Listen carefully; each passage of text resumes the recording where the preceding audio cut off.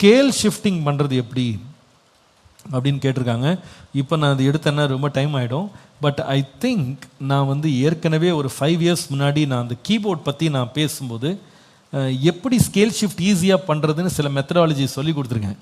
So அதை நீங்கள் use பண்ணிக்கலாம். கண்டிப்பாக ஸ்கேல் ஷிஃப்ட் பண்ணி தான் ஒர்ஷிப் நடத்தணும் அவசியம் இல்லை.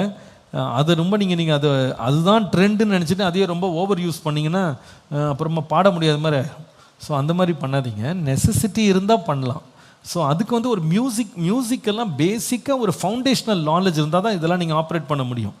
நீங்கள் அல்ட்டா இது வந்து ரொம்ப கொஞ்சம் பிரச்சனையாகிடும். அது வர்ஷிப்பே மொத்தமாக குழப்படி ஆகிடும். ஃபஸ்ட்டு நம்ம ஸ்கேலில் பாடணும், அப்புறமா அந்த ஸ்கேல்லேருந்து தான் ஸ்கேல் ஷிஃப்ட் பண்ணணும். நம்ம பாடுற ஸ்கேலே என்னன்னு தெரியாமல் நான் ஷிஃப்ட் பண்ணுறேன்னா நேச்சுரலாகவே ஷிஃப்ட் ஆகிட்டே தான் இருக்கும் அது.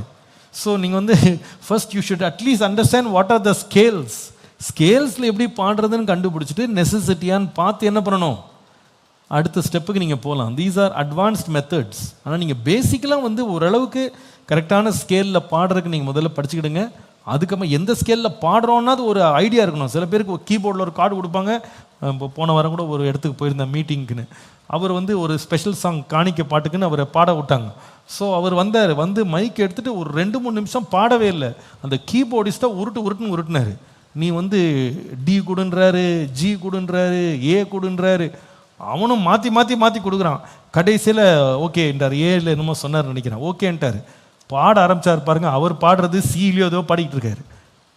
அவருக்கு சுத்தமாகவே தெரில என்ன ஸ்கேல். ஆனால் என்ன எனக்கு சந்தோஷம்னா கான்ஃபிடண்ட்டாக பாடினார்.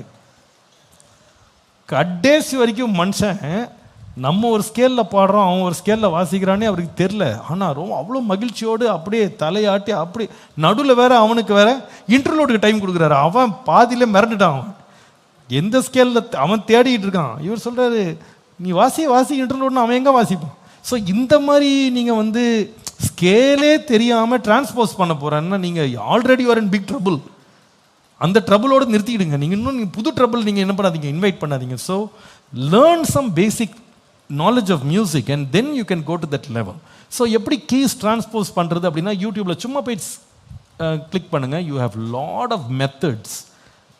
எஸ்பெஷலாக வந்து இந்த பிளாக் அமெரிக்கன்ஸ் வந்து they're so good at it.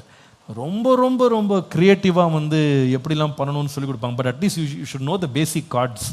அதெல்லாம் பண்ணுறதுக்கு தெரிஞ்சிருக்கணும். ஸோ அதெல்லாம் நீங்கள் கற்றுக்கிறது ஒன்றும் கஷ்டம் கிடையாது. பட் ஸ்டில் ஃபவுண்டேஷன்லேருந்து அப்புறமா என்ன பண்ணுங்கள், பில்ட் பண்ணுறது நல்லது.